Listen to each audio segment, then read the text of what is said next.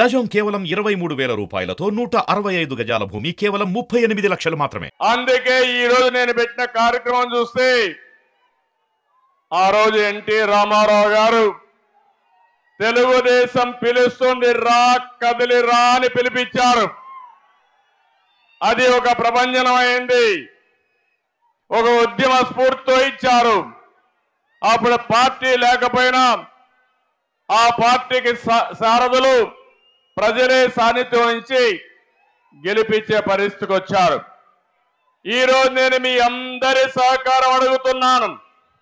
ఈ రాష్ట్రాన్ని కాపాడుకోవడానికి రా కదలి రా, ఇది మీ అందరి బాధ్యత.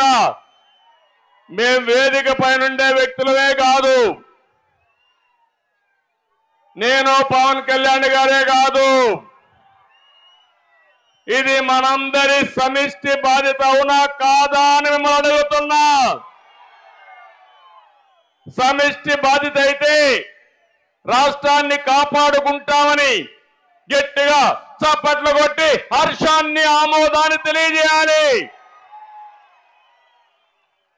ఈ రోజు మనందరం చేసే సంకల్పం తెలుగు జాతి ప్రపంచంలో నెంబర్ 1 గా తయారు కావాలి.